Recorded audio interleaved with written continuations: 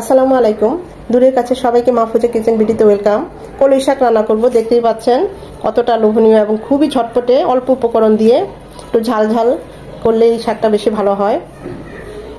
তো চলুন কথা না বাড়িয়ে আমরা মূল ভিডিওতে চলে যাই। কলই শাক বাজার থেকে কিনে এনেছি 2 মুঠো। এটাকে তো আমরা কলই শাকই বলি।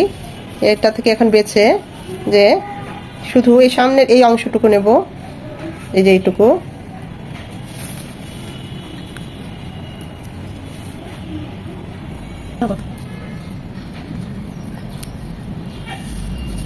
এই সিজনে এই কলই শাকগুলো পাওয়া যায়, খেতে খুবই মজা।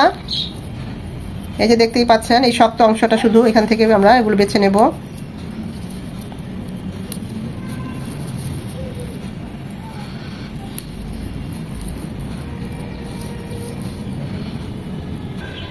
ঠিক করে বোঝায়, ওকে।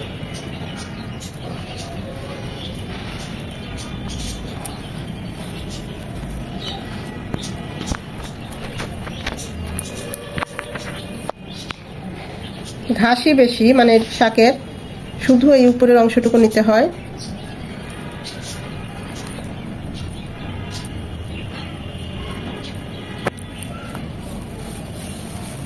অনেকগুলো কিনলে অল্প একটু বেছে নিতে হয়, শাকের পরিমাণ খুবই কম থাকে, তাই একসাথে 2 মুঠো কিনে এনেছি। এই যে শুধু এই শক্ত অংশটুকু নেব। মুঠা শাক এনে এতটুকু পেয়েছি কলই শাক বেছে, দেখতেই পাচ্ছেন কতটা কমে গেছে। এটা রান্না করলে আরো অল্প হয়ে যাবে। তো যাই হোক, এটা আমি খুব ভালোভাবে এখন ধুয়ে পানিটা ছড়িয়ে নেব। খুব ভালোভাবে ধুয়ে নিয়েছি শাকগুলো, এখন কেটে নেব। এটা একদম মিহি করে কুচিয়ে কাটতে হয়। এই কলই শাক, মূলা শাক, লাল শাক, এগুলো যত মিহি করে কাটলে এই শাকের টেস্টটা অনেক অনেক গুণ বেড়ে যায়। এখন জানি না কতটুকু পারবো মিহি করে কাটতে।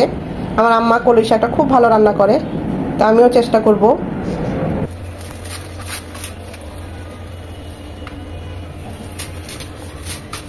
যত মিহি করে কুচিয়ে নেওয়া যায় এই শাকটা খেতে ততই ভালো লাগে। এই শাকটা, মূলা শাকটা।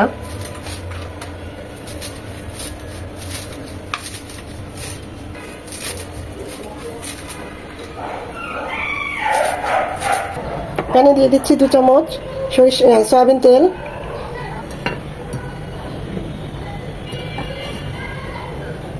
তেলটা গরম হয়ে এসেছে, এখানে শুকনো মরিচ আমি হাত দিয়ে ভেঙে দিয়ে দিচ্ছি 4-5টা। এই শাক, ভুট্টা শাক, এগুলো একটু ঝাল ঝাল হলেই ভালো হয়, তাই মরিচটা একটু বেশিই দিলাম।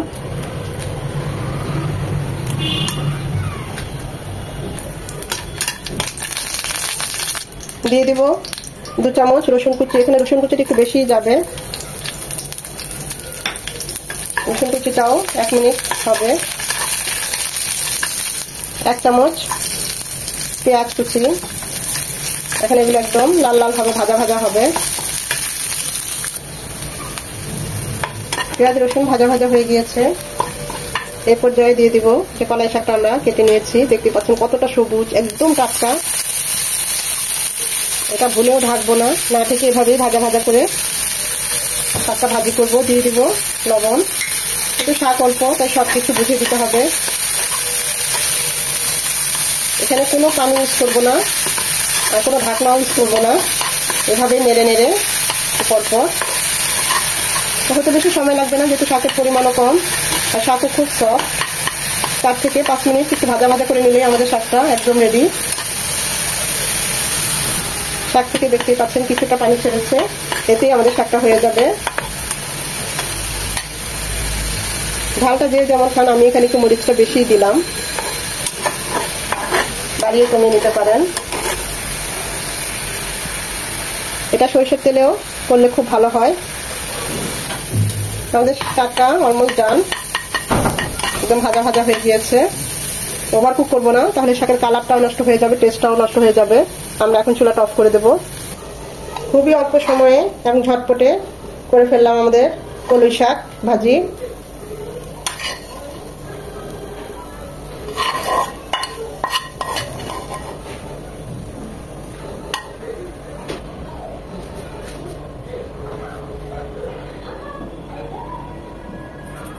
একদম সবুজ, কালারটা একদম ঠিক আছে, গরম গরম ভাতের সাথে একদম জমে যাবে।